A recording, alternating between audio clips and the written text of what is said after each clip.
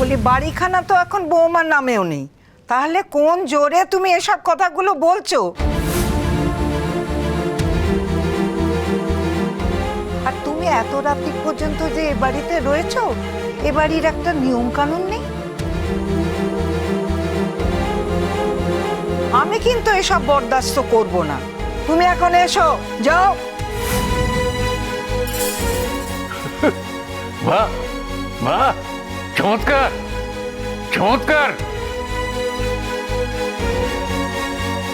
দেখলে তো বৌমা, তোমার বাড়ি দানের নমুনা।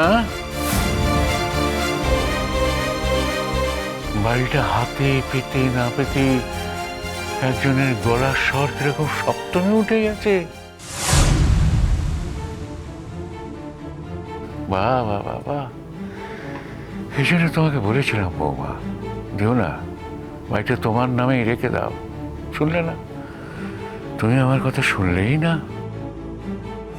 আমি আপনাদের কাছে হাত জোর করছি, আমার শরীরটা একদম ভালো নেই, দয়া করে আপনারা নিচে যান।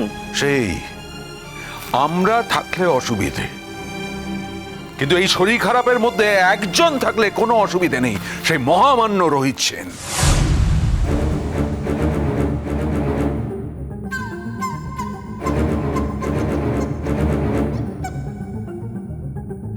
চিমটি কাটছেন অনিন্দ, গন্ডারের চামড়া। কিন্তু আপনাকে দেখে আমার একটা অবজেক্টের কথা মনে পড়ছে। কি বলুন তো?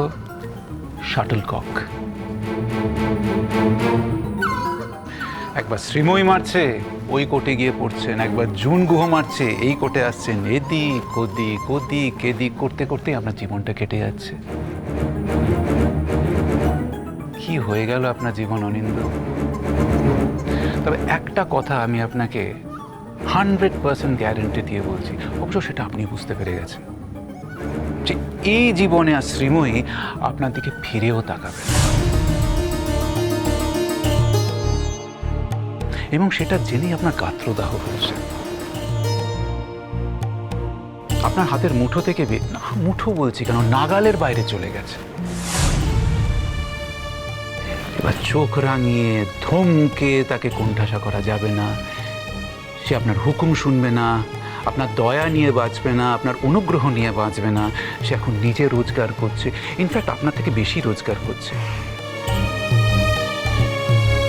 এই সব চিন্তা করে আপনার খুব গাত্রদাহ হচ্ছে, খুব জ্বলছে, আমি বুঝতে পারছি অনিন্দ।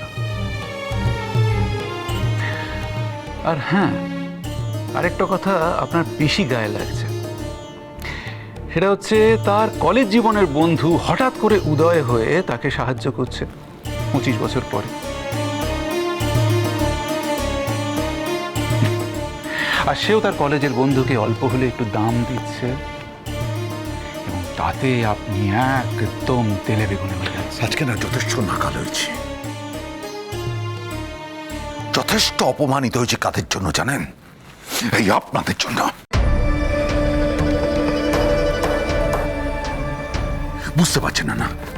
বুঝবেন কি করে? গন্ডারের চামড়া যে এখানে দাঁড়িয়ে লেকচার মেরে যাচ্ছেন। নাকাল কি তোমরা একা হয়েছো নাকি? আমি মাথা ঘুরে যে কোনো মুহূর্তে পড়ে যেতে পারতাম, সেই জন্য রোহিত আমাকে ধরেছিল। আর কথা শুধু আমাকে নিয়ে হয়নি, তোমাদের নিয়েও হয়েছে। তুমি তোমার দ্বিতীয় স্ত্রী জুনকে নিয়ে ওখানে গেছো, সে নিয়ে কোনো কথা হয়নি। আমি বিলেতে থাকি না, তোমরাও কিন্তু বিলেতে থাকো না। তো মজার কথা কি জানো তো, নিজেদের কারণে তোমরা কখনো লজ্জা পাওনি, কিন্তু যার লজ্জা পাওয়ার কথাই নয় তাকে আজ তোমরা লজ্জা দিতে এসেছো।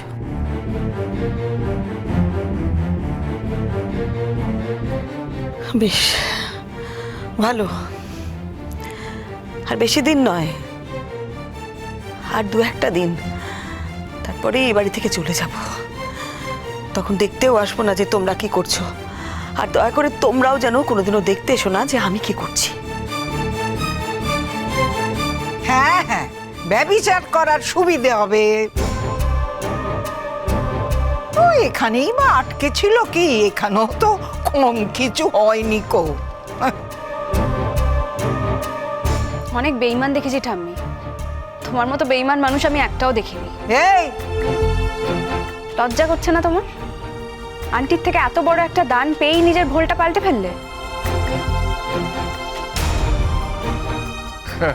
আরে লজ্জা থাকলে তো লজ্জা পাবে। এই জন্য তো বৌমাকে বলেছিলাম, বৌমা তুমি এখান থেকে চলে যাবে ঠিক আছে, কিন্তু বাড়িটা তোমার নামে লিখে রাখো।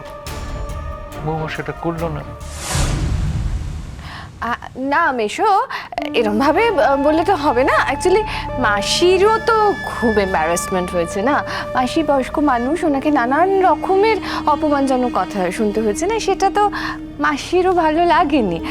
আসলে আসলে মিস্টার সেন, আমার কি মনে হয় জানেন, আপনারা যখন গেলেনই আমাদের সঙ্গে যেতে পারতেন, হ্যাঁ, তাহলে একটু কনফিউশনটা কম হতো।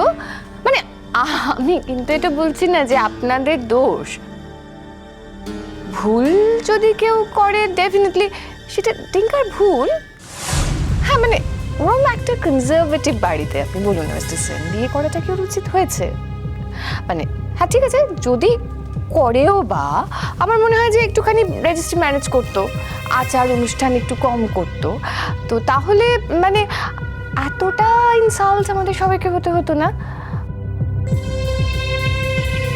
মাসি, আমার কি মনে হয় জানো, আমার মনে হয় কিয়া এ বাড়িতে এলে আমাদের সবাইকে ওকে একটু বোঝানো দরকার যে ব্যাপারটা ঠিক হয়নি। মানে টিঙ্কার বিয়ের দিন ওর শ্বশুর বাড়িতে ওর বাড়ির সবাইকে এরমভাবে ম্যারেস্ট করাটা তো ঠিক না, না? না মানে আমি কিন্তু আপনাদের কিছু বলছি না, আমি আমি বুঝতে পারছি আপনাদের আপনাদের ব্যাপারটা আমি বুঝতে পারছি। অনিন্দ দেখো, আমার তো মনে হয় যে ওদের কোনো দোষ ছিল না। মানে শ্রীময়ী রোহিত স্যারের হাত ধরে, প্লিজ শাট আপ। না না না, একটু বোঝার চেষ্টা করো। শ্রীময়ী যদি সবার সঙ্গে অজ্ঞান হয়ে যেত তাহলে কি ভালো হতো? অবশ্য ও তো অসুস্থ হয়ে পড়েছিলই, সেটা অবশ্য ওদের বাড়ির লোকজন যা যা বলেছে, যেভাবে কথা বলেছে, সেই জন্যে আর কি। মেশমশাই, আজ আসি। হ্যাঁ, অনেকক্ষণ ধরে বেশ কিছু লোক বেশ কিছু অবান্তর এবং ইডিয়টিক কথাবার্তা বলছেন। কি জানেন তো মিস্টার রোহিত সেন, যা হয়েছে না আমাদের ফ্যামিলির উপর দিয়ে হয়েছে, আপনার উপর দিয়ে তো কিছু হয়নি, তাই হয়তো আপনি বুঝতে পারছেন না। কোনোদিনও হয়তো বুঝতে পারবেন না, কারণ আপনার তো রুট বলে কিছু নেই, আত্মীয় স্বজন পরিবার কিছুই তো নেই আপনার, তাই আপনি নিজের মতো থাকেন, কিচ্ছু গায়ে লাগে না। আর যদি কোনোভাবে এতটুকু গায়ে লেগেও যায় তাহলেও তো আপনার উপায় আছে, আপনি তো এদেশ ছেড়ে ওদেশ চলে যেতেই পারেন যখন ইচ্ছে, whenever you feel like। অথচ ওই যে টাকা দিয়ে লোকের মুখ বন্ধ করে দিতে পারেন, কিন্তু আমাদের কাছে তো সেই উপায়টা নেই। আমাদেরকে সমাজে বাস করতে হয়, লোকজনের সঙ্গে থাকতে হয়। আমাদের সমাজে একটা মান সম্মান বলে জিনিস আছে। তাই হ্যাঁ, আমার মাকে নিয়ে 5টা লোকে যদি 5টা কথা বলে তাহলে সেটাতে আমাদের মাথা হেঁট হয়ে যায়, সেটা আপনি বুঝতে পারবেন না।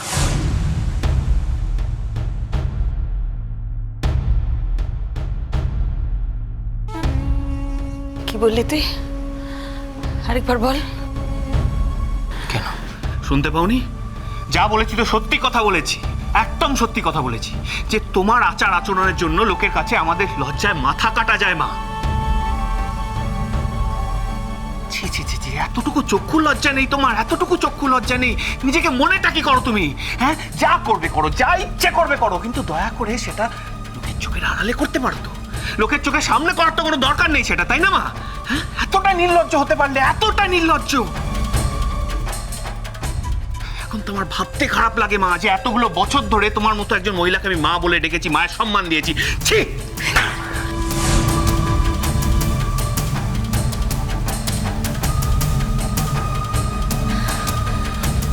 আমারও লজ্জা করে যে তোর মতন একটা ছেলেকে আমি জন্ম দিয়েছি, খাইয়ে পড়িয়ে এত বড় করেছি। এরকম একটা কুসন্তান আমি জন্ম দিতে চলেছি জানলে না, তোকে আমি এই পৃথিবীতেই আনতাম না, কোনোদিন আনতাম না, তার আগেই আমি মেরে ফেলতাম।